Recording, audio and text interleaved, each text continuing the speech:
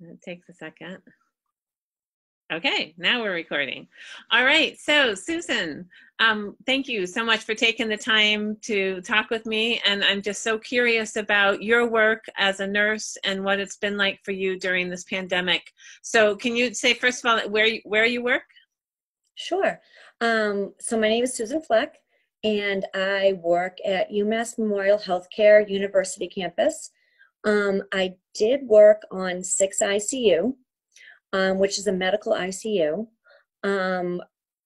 In somewhere in the middle of March, I think it was March like 15th, 16th, we were told that we would be moving down to 3 Lakeside, which was a cardiac unit, but although the rooms on that unit were negative pressure rooms, and that we were going to be the COVID unit. And there was a step down with 18 beds adjacent to that unit. And I think what we didn't realize at the time, the plan was for us to eventually move into that unit. So for a unit that was initially staffed for 16 beds, we were now taking care of 34 patients. Wow. So as you can imagine, it's been extremely stressful. We've had a lot of traveler nurses who have come to work with us, most of which have been fabulous to work with. Although I can honestly tell you, there have been times I've walked down the hall and seen nurses, you know, as we go down the hall that I realize I don't know.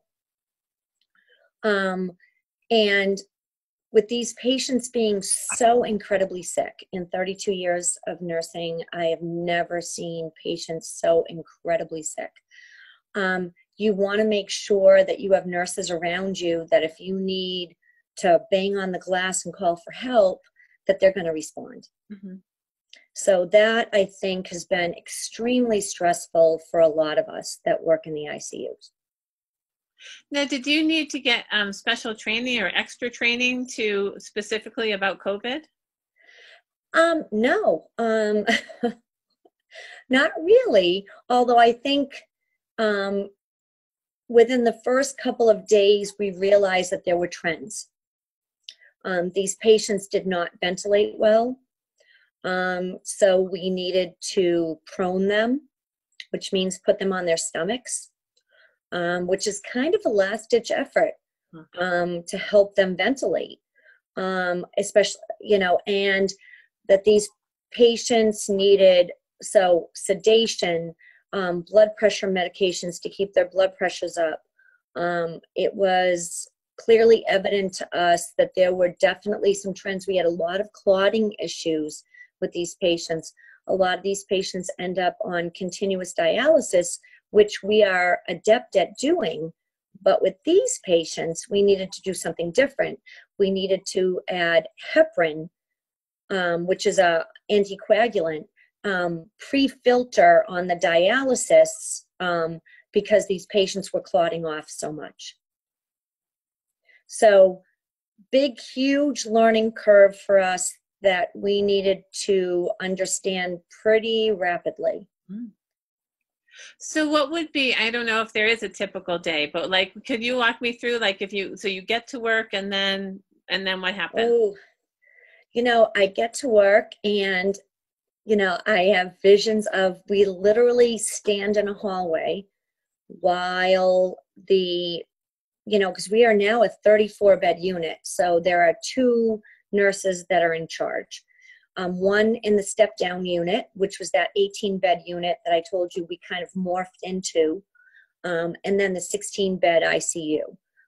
Now, the problem with the step-down unit is that those beds are very far apart from each other, so that we're not used to being so separated.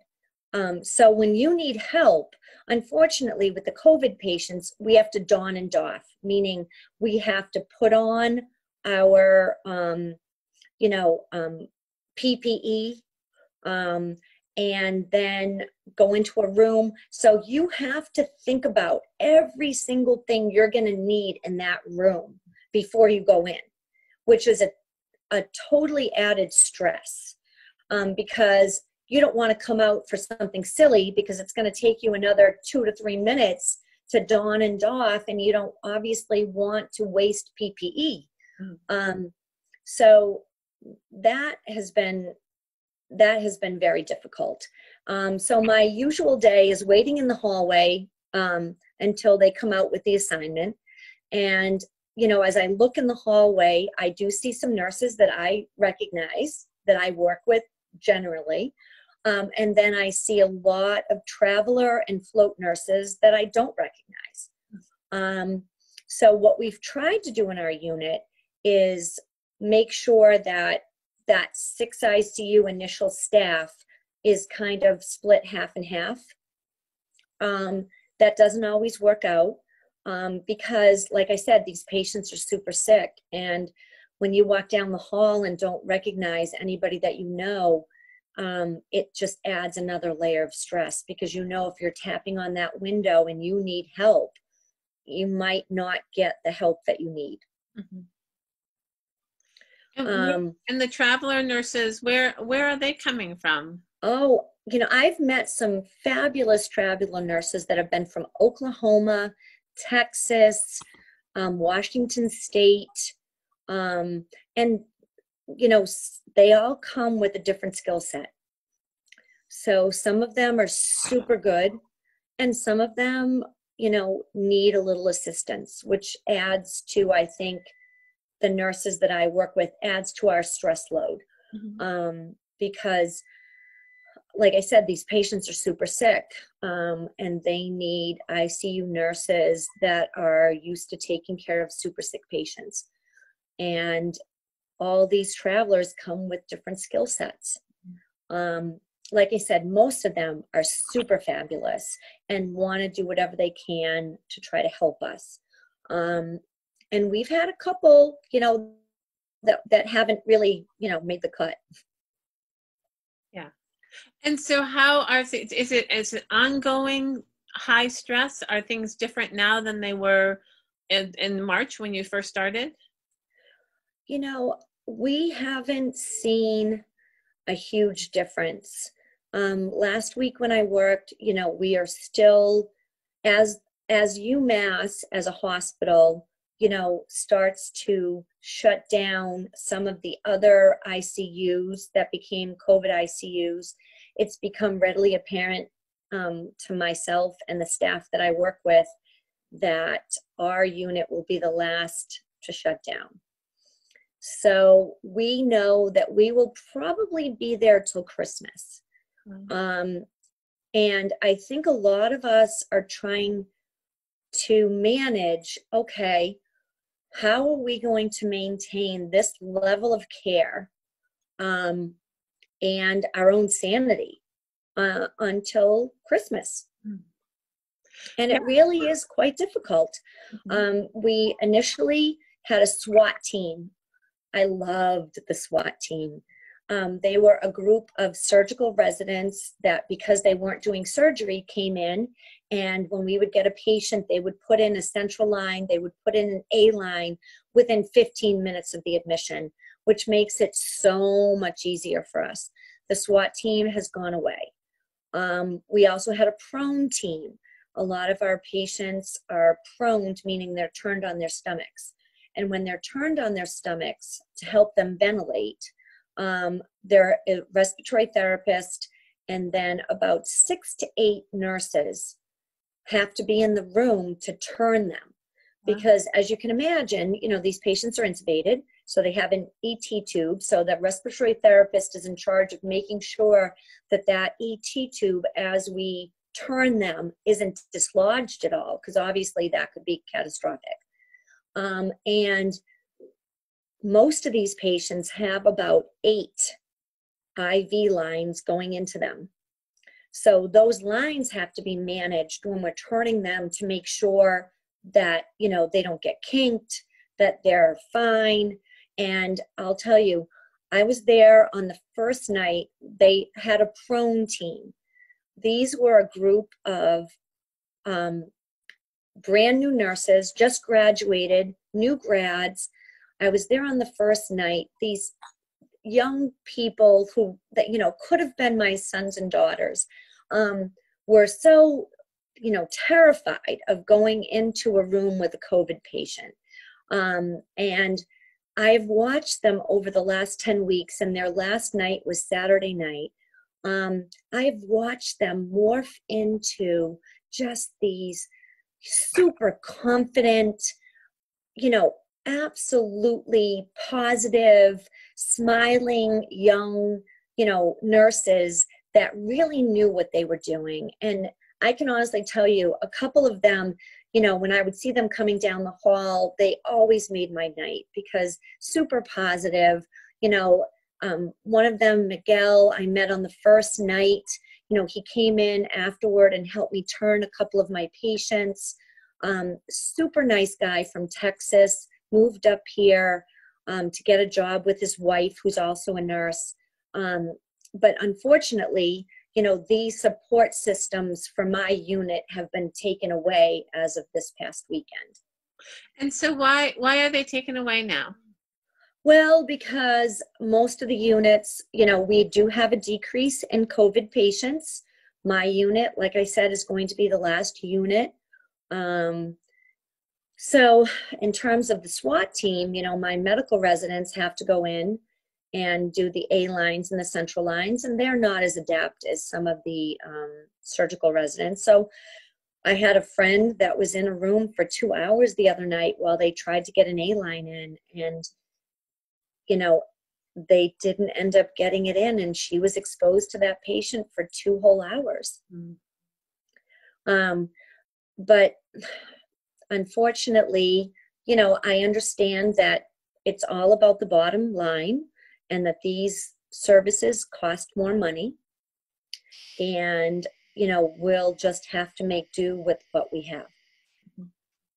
So how do you get past, or is there a concern for yourself and a fear about going in with the COVID patients and being exposed to this really contagious disease? How do you handle that? Well, you know, that's been a little difficult for me because I am a 24-hour person. So I work 2 12-hour nights. I have asked repeatedly why, because if I want to sign up for an extra night to go in and help my peers, which I really, there have been many nights when my husband had to talk me out of it, I really want to do, but I will be paid straight time. And straight time to go in and potentially expose myself and my family. You know, my husband 4 years ago had leukemia, so I have to keep him in the back of my mind. Both of my sons, when they were younger, had some asthma. They're not on medications, but I have to keep them in the back of my mind. You know, for Mother's Day, my husband bought me a half respirator so that I don't have to wear the N95 mask that my hospital gives me, that I have to wear for 5 12-hour shifts that's supposed to be single use only. So, you know, that's been very difficult.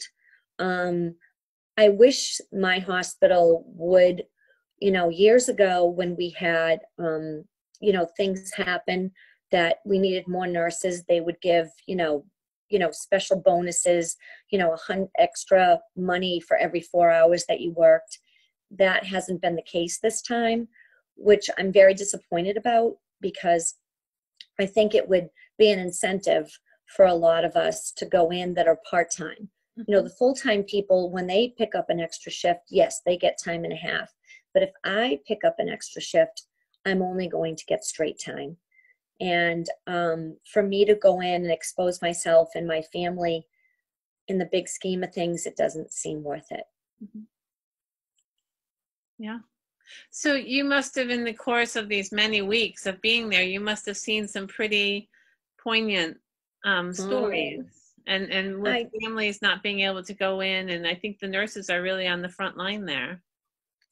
It is. I'll tell you, the second night, and you know something, I will probably go to my grave regretting this for the rest of my life. And I admitted a patient from a nursing home. A lot of the patients we get are from, nursing homes or extended care facilities. And this was a guy named Joe. And of course, I have a son named Joe. And the next night, I admitted him. He was super sick, on multiple pressors, intubated, in his late 80s. I came in the next night, and his family had made the decision to make him a CMO, comfort measures only. They had extubated him. He was on a nasal cannula, with a mask on.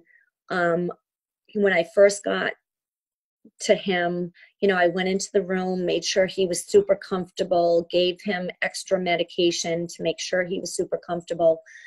I came out of the room, and about a half an hour later, I noticed his heart rate went into the 20s, which, I've been a nurse for 32 years. I knew that his death was probably imminent. And I wanted to go back into the room because I didn't want him to be alone. And several of my friends said, "So you can't," this was at the very beginning, second night on the COVID unit. And I stood outside the glass and I watched him, and I didn't go in the room. And I can honestly tell you, I will regret that for the rest of my life.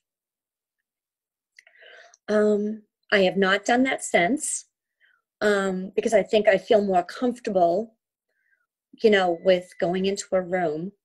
But, he died very peacefully. But, that is something that I, as a nurse, I'm going to have to live with. And I know that many of my peers at the beginning, that was kind of the mantra, because we were, obviously concerned about our own well-being and our families. And even though I stood there with my nose up against the glass watching him, I feel like, in retrospect, I should have opened that door and walked in and made sure I held his hand. It's so hard. I mean, I think it was such a steep learning curve, and things were happening so fast. And now, from the distance of time and space, there's often things that we would go back and do differently. But in the moment, you do what you can with what you know. When, since then, this past, I'm on vacation now, but last week I had a patient who was a CMO, whose family, UMass, redid their policy on visitors. We were able to have his two daughters come in to see him. I met them at the door, kind of briefed them on, what was going on with him, helped them get into their PPE. And I can honestly tell you, watching them in the room with him was one of the most striking moments of my life. They said, a lullaby to him that, he had taught them when they were little. Our policy is 30 minutes. And I, did give them a copy of the policy. I, of course, felt like, if this was my dad, I'm not going to limit them. If they feel comfortable and realize that, every minute that they're in there, they're risking their own health. I made them aware of that, and said, I was okay with not respecting the 30 minutes. And I was so grateful, because the attending who had been there that night was staying in a hotel, and she actually came in because she knew that the daughters were going to be coming in that evening. And she went into that room. She did not have a mask. I actually gave her mine. And she went in and spent about 40 minutes in the room with them, you know, talking to them about, you know, their dad's condition. He had been in a nursing home with dementia. He had been in the same room as his wife, who also has dementia. You know, then, you know, when they were done, they knocked on the glass. The attending had already come out, you know, at least a half an hour prior. I went in and showed them, you know, how to take their PPE off and, you know, walk them out of, you know, my hospital. And then I'm, you know, so grateful because the next night I was not working. And, you know, that night after they left, because they left about maybe 1 o'clock in the morning and I was there till 7:30, I made sure that I kept reminding him, you know, that both of his daughters had been there and that they had told me that he was a very devout Catholic and that, you know, God was waiting for him with open arms and that I was 100% sure that, you know, he was going straight to heaven. And the next night, my coworkers were so kind to me and let me know that he had passed away and that they made sure that on one of their iPhones, and they played the Ave Maria for him. I mean, how fortunate am I to work with nurses that understand how important that was to him after hearing me speak about him. And these are the nurses. Our nurses are such heroes because this is what we do. You know, we don't have family members who can be there. So we try to make sure that what they would do, we would do. You know, and when I hear you tell that story, I just think there must be countless families who are so grateful to you for being there, for holding their loved one's hand, for letting them know that they're not alone. And, you know, I'm filled with gratitude and admiration for all that you're doing. I think it makes all the difference. I can honestly tell you, like I said, you know, in light of all that's gone on in the last week, in this country, you know, I was thinking, you know, this morning that, you know, most of the patients, you know, unfortunately, most of the patients that we're caring for, you know, have an ethnic background. You know, they are Black, they are Latino. And I think it's because I think a lot of those families do live very close together in close-knit groups, which, you know, I totally understand. I think that's fabulous, but unfortunately with this pandemic, you know, it's not great. And, you know, I think of the nurses that I work with, and the nurses that I work with are also, you know, we are Caucasian, we are Black, we are Filipino, we are Chinese, you know, we are of all different ethnic backgrounds. But in my unit, ethnicity plays no part. We are just human beings caring for each other. And in light of, like I said, what's going on in this country, it just makes me realize how fortunate I am, because that makes it's no difference to us. You know, when we go into a room, you know, what ethnicity they are, you know, they're a human being and they need compassion, you know, and I can honestly tell you, you know, I don't want people to think that it's all gloom and doom. You know, the other patient that I had the night that I had this man was a Latino patient that I have cared for since the beginning of April. And he is only 46 years old. And I can honestly tell you at the beginning, you know, he was on his stomach. We didn't think he was going to make it. His wife would always tell us that she felt God was going to save him. And last Thursday and Friday when I worked, this man literally was waving to me through the glass. I would give him the thumbs up when I saw that he was getting agitated. You know, he is, I mean, yes, he has a ways to go. He is trached. He is still on a ventilator, but he is awake. And he is definitely aware that he is in the hospital. He knows who he is. And I can honestly tell you, at the beginning of April, I thought this man would have absolutely no way that he would survive. His numbers were horrendous. And now I can honestly tell you, you know, to wave goodbye to him the other morning when I was leaving, I was so excited, you know, that he's going to make it. And for me, there's not that many in our unit who do make it. I am so thrilled that, you know, this wife never gave up hope. She kept saying that God would save him. And I think she was right.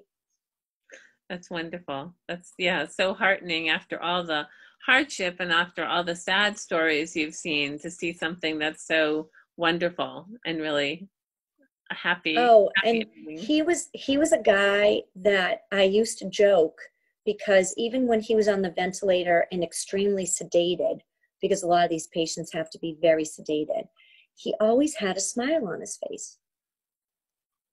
So I don't know what he was seeing. I don't know what he believed. I do know that his wife has a very deep faith. But I just am thrilled that he is awake and that he knows who he is, and neurologically he's intact.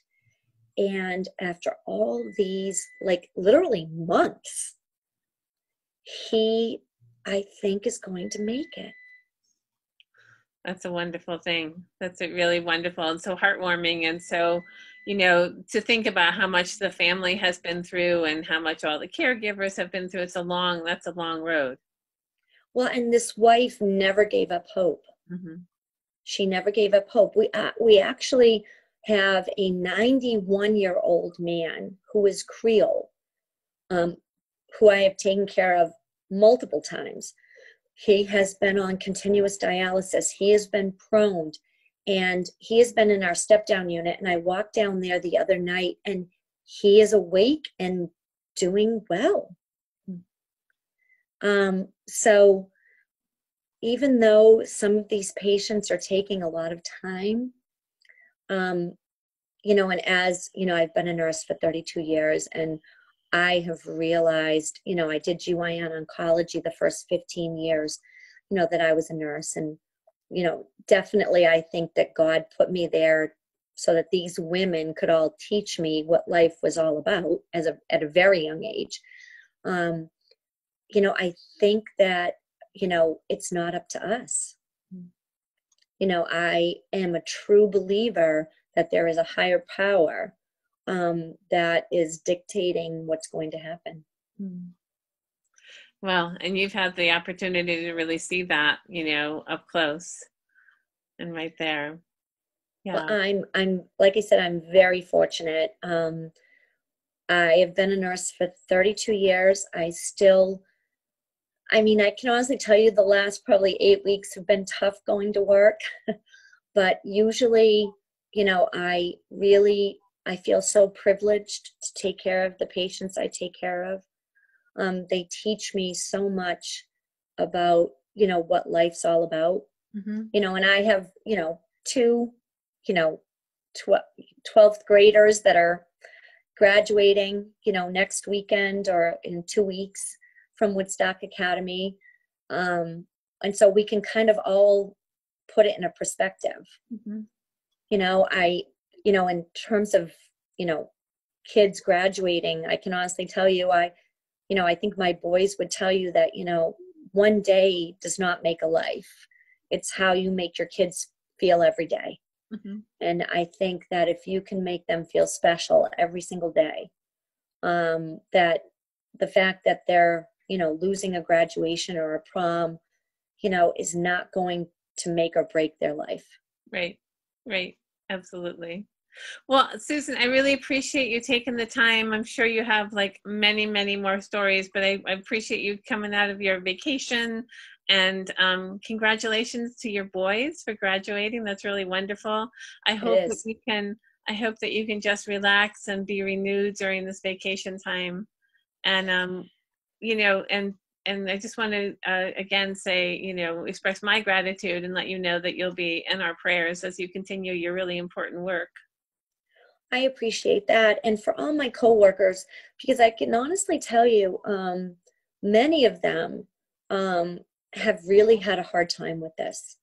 You know, many of them have shared with me that, you know, they have had to call their physicians to be on anti-anxiety meds, you know, meds to help them sleep. I actually, you know, 2 weeks ago made a call to my doctor saying I wasn't sleeping well. Um, I think when it comes to PTSD, I think, you know, a lot of the nurses that I work with are definitely dealing with that. Um, and, you know, dealing with a whole host of other things, you know, trying to teach their kids, you know, school during the day.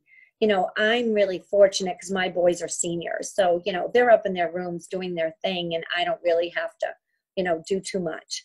But, you know, for those nurses that, you know, have to, you know, have three, you know, or, you know, 2 or 3 kids at home trying to homeschool, that just adds another layer of stress. You know, I think we're very fortunate that we are all very supportive of each other. I think it's so important for us to find that work-life balance. For me, it's, you know, getting out in the garden and digging in the dirt. That makes me feel better. You know, I think many people have seen that, you know, Sunday dinner for me is huge. You know, and my boys, I think growing up, they didn't think Sunday dinner was all that cool. And then they started watching Blue Bloods, which is this show on TV that, you know, shows this family in New York and they do Sunday dinner and all of a sudden we were very cool. And I love the fact that so many of their friends will come. I think that, you know, as we move forward with this, because it's not going away anytime soon, you know, people need to find what makes them happy, what brings them peace. And for everybody, it's a little different. But that's what, you know, brings me peace.